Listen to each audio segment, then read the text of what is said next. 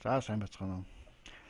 За юуны өмнө намайг сонгож Forex арилжаанд суралцъя гэж итгэл найдвар бас үнэлгээ өгч сонгосон явдалд та бүхэнд талархлаа илэрхийлье.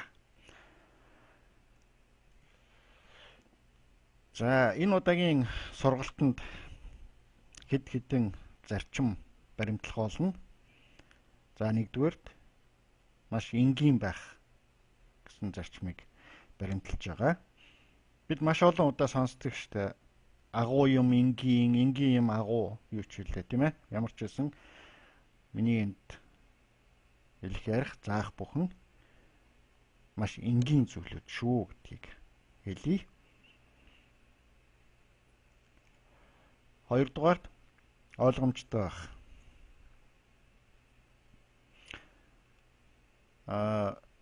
Нэг гэл бодоол гашлайлахаар юм байхгүй заяа. Би хэсгээр нь жижигнэр нь тэгээд маш ойлгомжтой ямыг заана. Энд нэг тийм ойлгож ядах юм бол байхгүй шүү. Та нарс Forex арилжаа хийж сурна гэхээр нэг хүнд юм битгий бодоорой заяа. Тэр хүнд юмыг одоо миний ойлгож байгаагаар бол энээс цааш хэлбэршүүлэх ямар ч арга байхгүй. Энэ бол маш ойлгомжтой, маш энгийн, маш товчхон болсон байгаа. Тийм учраас бас энэ зарчмуудыг би баримталж энэ хичээлүүдийг бэлдсэн гэсэн үг. За мэдээж үр дүнтэй байна. Ямар ч үр дүн гарахгүй бол юм хийх шаардлага байхгүй. Тэгэхээр үр дүн гэдэг маань бол юу вэ гэхээр танаас бие дагаад чартны ард суугаад арилжаа хийж чаддаг болсон байх ёстой. Тэгээд хизээ хийх, юу харах бүгдийг бие дагаад хийх тийм бүрэн чадвартай болсон байна гэж үзэж байгаа шүү. Би тэрийг бол би үр дүн гэж хэлж байгаа юм тийм ээ.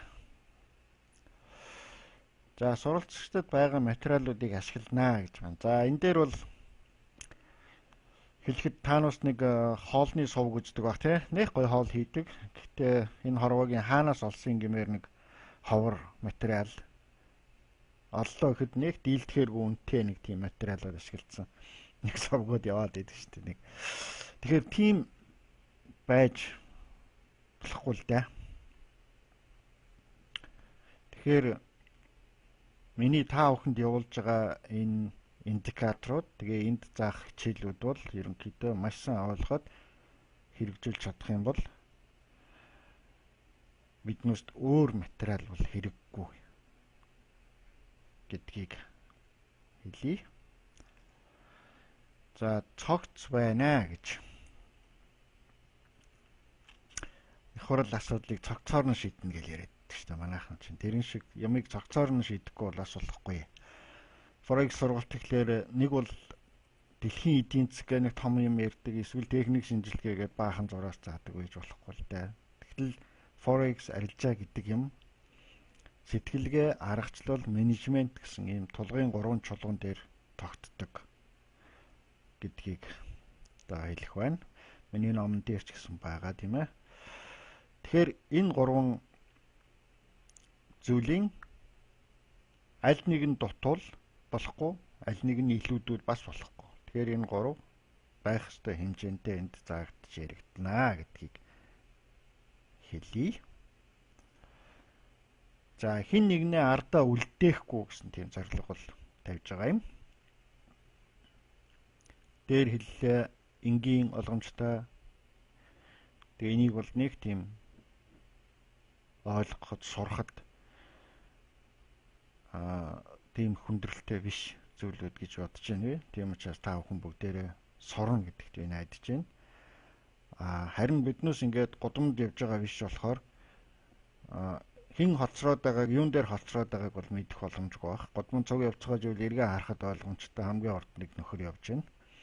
Тэгээд энэ нөхрөө хөөж хордон алах хоцорлоо гэж хэлж болно. Энд бол тийм байхгүй. Тийм учраас хэрвээ ямар нэг зүйлийг ойлгоогүй бол надаас сайн асуугаарай.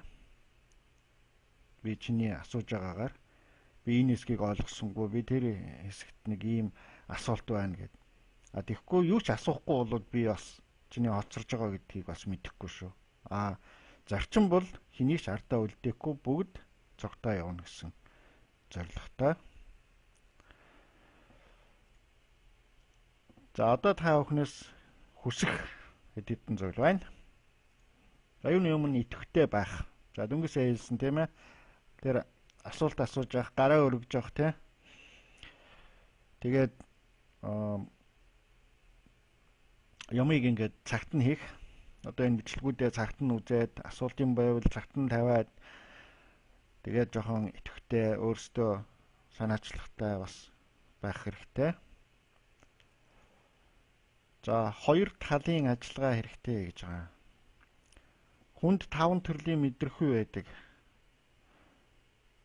Сонсон, харна, үнэрлэн, амтлан, мэдэрнэ те биеэрээ ингээ хүрээд. Тэгэхээр чамд байгаа энэ 5 мэдрэхүйгээс ашиглаж болох миний 2хан мэдрэхүй байгаа. Энэ бол сонсгоно, харуулна. За энэ бол гаднаас чинь одоо боломж. Тэгэхээр хоёр талыг гэж байгаа. Нэг л нь энэ гаднаас байх нь шүү дээ. Нэг л нь дотроосоо. Тэр харж байгаа, сонсож байгаа юмаа чи хүлээж аваад тархитлагондоо яаж тогтоож авна, яаж боловсруулна. Тэрнээс үрдэн шалтгаална. Энд нэг арга заагаад идэг. За энэ нөхөрт сайхан буудаж байна дөө. Ийм юм гэж хаана байх вэ гэж бодоод сууж байгаа бол тэндээс ямар ч үр дүн гарахгүй. Тийм учраас гадна талаас чинь би хичээе, дотор талаасаа чи өөрөө хичээгээрэй гэж хэлж байгаа. За та бүхний зарим нь өмнө нь арилжаа хийжсэн юм хүмүүс байгаа. Тийм учраас өмнө нь арилжаа хийжсэн гэхээр өмнө нь бас нэг аргачлал, менежмент бас нэг юмнууд хэрэгжилжсэн бай таараа. За өмнө хэрэгжилжсэн тэр зүйлүүдтэйгээ миний энд заах хэлэх ярих зүйлсийг битгий холж утгаарай гэж би зөвлөх байна. Баахан холион гутгачвал дараа нь энэний ч үр дүн байхгүй, тэрний ч үр дүн байхгүй болж магадгүй. Тийм учраас энд заагдах бүгдийг дангаар нь хэрэглээд зин үр дүнгийн гаргаж хараарай гэж одоо хэлэх байна. За энэ бичлэгүүдийг тэгээд энэ индикаторуудыг цааш нь хин нэг хүнтэй битгий хуваалцаж дамжуулаарай гэдгийг би хүсэх байна.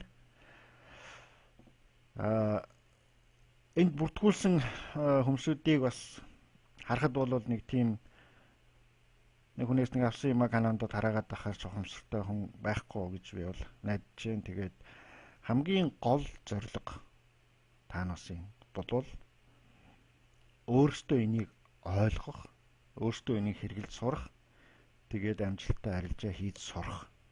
Тэгэхээр өөрөө сурахыг л зорилгоо болгохоор тэрнээс тараах нэгэнтэй хуваалцах энэ төр бол юм сонирхолтой сэдв биш. Би өөрөө ер нь нэг зарчим баримталдаг. Зарим хүмүүс худалдаж авдаг. Одоо шин таанаас худалдаж авч штэ их баг гэсэн төлбөрөөр төлөөд. Зарим нэг хүн хулгайлж юм уу канондж авдагт би их дургу байдаг. Ер нь буруу замаар олсон юмны хоолч бас болохгүй. Тэгэхээр тэр талаас нь бодолцоод битгий хүнтэй хуваалцаарай.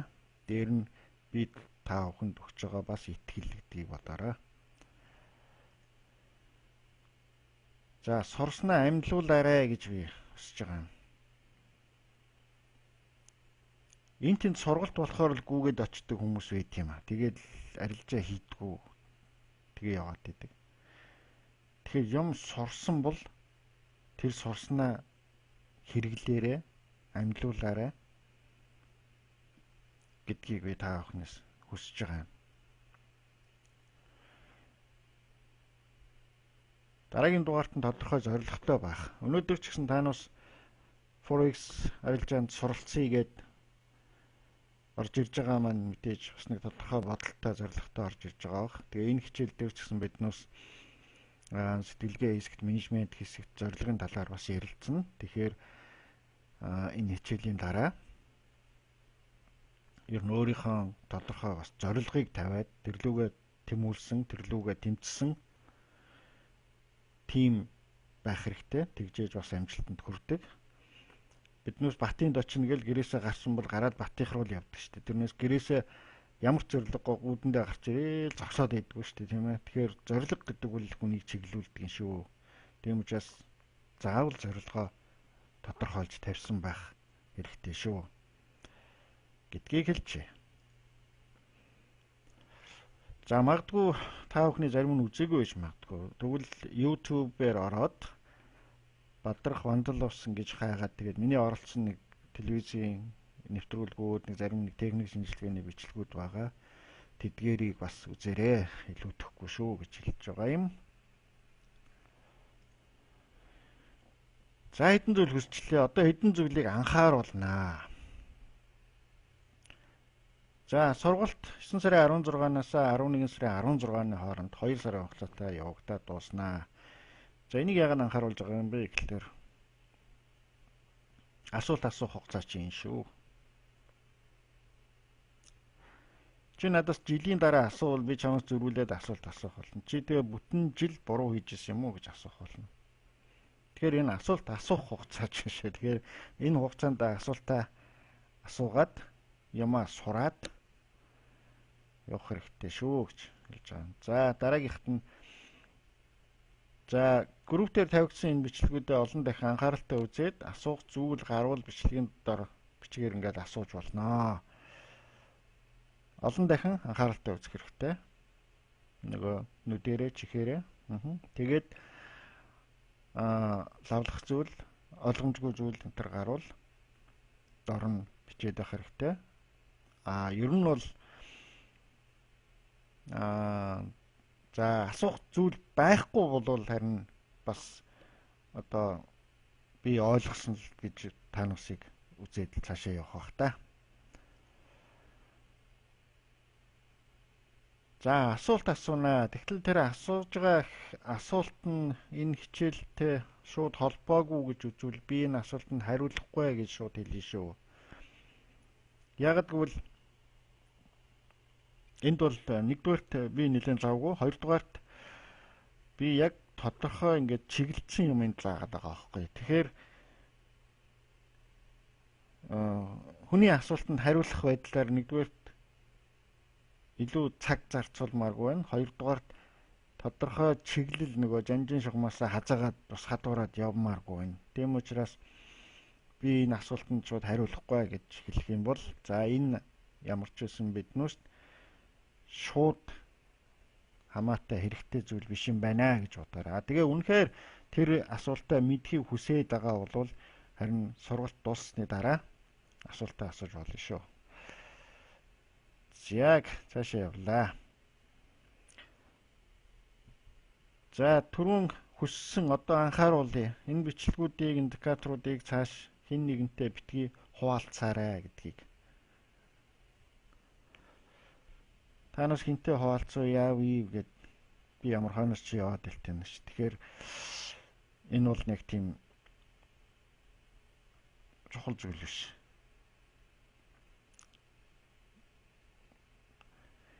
За дараагийн дугаарт нь MT4 platform гэдэг юмаа суулгаад тэгээ демо данстай байх хэрэгтэй. За сургалтын явцад мета 4 ашиглаж сурах тал дээр бие дагаад сайн ажиллаарай. Яг нэг сургалтанд нэг мета 4-д нэг олон заагаад авахгүй багш. Одоо би бол одоо юу гэдгийг ингэж асаана, ингэж даунлоодлно, энд нь тийм байгаа, энд нь юм байгаа гэдэг авахгүй. Биднээс хэрэгтэй юм ерөөсөө тодорхой зөвөх юм байгаа. Тэр хэдийг заагаад тэгээд цаашаа яваад гэн. Тэгэхээр өөрсдөө бас бие даагаад энэ тал дээр анхаараарай. За 16 бичлэг оруулнаа. Оруулнаа гинэ. Оруулнаа гэж байгаа юм тийм шүү. За яа. Би одоо монгол хэлэнд муу болчихъя гэж. Англич хэлгүй, монголч хэлгүй, тэгэл хятад хэлгүй, орос хэлгүй. Тийм л болж явах шивдээ одоо энэ явж. За удирдгал хэсэгт 2 Сэтгэлгээ хэсэгт 4, аргачлал хэсэгт 4, менежмент хэсэгт 4, дүгнэлт хэсэгт 2 ингээд нийтдээ 16 видео бичлэг болно. За энэ зарим сэдв нь бол нэлээд том байх юм байна. Тэгээд Facebook-т бас нэг урт бичлэг оруулж болохгүй юм шиг байна. Тийм учраас зарим бичлэгүүд нь ингээ хид хидэн хэсэгт хуваагдсан шүү. За юу. За хуваагдсан тохиолдолд дараах байдлаар бичлэгүүдээ нэрлэнэ. Жишээ нь U11 гэсэн байвал удирдгал хэсгийн 1-р бичлэгийн 1-р хэсэг. Үргэлжлэхдээ U12, U13 гэх мэтээр явна. Тэгж явж байгаад U21 болчвол удирдгал хэсгийн 2-р бичлэгийн 1-р хэсэг гэж ойлгоорой. За энэ бүлгүүдийн нэрний эхний үсгээр ингээд нэрлэх болно. Энэ эхний үсгүүд нь бол давхцахгүй байгаа юм л да. O, C, A, M, D гэх тийм ээ. Жишээлх юм бол M34 гэсэн байвал энэ хаана байгаа бичлэг вэ? Энэ бол менежмент бүлгийн 3 дугаар бичлэгийн 4 дугаар хэсэг гэж ойлгох юм байна гэж. За энэ бичлэгүүдийг ингэж нэрлэх юм байна. За мэдээж эхнээсээ оруулаад ингээл явна. Зүгээр дараа нь танаас энэ бичлэгүүдээ хэрэгцээ гарсан үедээ давхиж очиод үзэж барих болохтой. Энэ нь урд нь энэ нь хойно гэд үзэхдээ энэ хэрэгтэй юм болов гэж бодож байгаа юм. За та бүхэнд нэг флаш хүм болгонд очиж байгаа. За тэр флаш дээр байгаа индикаторууд энд байж байна. За энэ нөгөө доор гүгээд байгаа цэгч одоо энэ байна, тийм ээ. Энэ market hours гэдэг энэ ямар биржүүд, ямар зах зээл одоо онгорхоо биднээс хэлж өгнө. Энийг чухал индикатор байгаа. Одоо гүйж байгаа яг хизээ хаагдахыг, мөн яг тухайн үеийн спред ямар байгааг хэлж өгнө. За энэ системийг бол харин нэг ашиглахгүй. Зүгээр яхаа би таанаас танилцуулна. Ашиглахгүй таанаас асуудал. За тайминг хамгийн чухал индикатор, энэ таймингаа ашиглана. Pullback factor. За энийг бол бас төдийлөн ашиглахгүй баха. Гэтэ би таанаас танилцуулна. Энэ ямар индикатор юм бэ гэдгийг. За stop loss индикатор энэ маш чухал. За тэгэхээр эндээс ерөөсөө энэ систем pullback энэ хоёрыг биднээс ашиглахгүй байж магадгүй. За бусд нь бол бүгд маш чухал. За ингээд анхаарал тавьсан явдалд баярлалаа. Ингээд миний U11 бичлэг өндөрлөө. За дараагийн бичлэгээр уулзцгаая.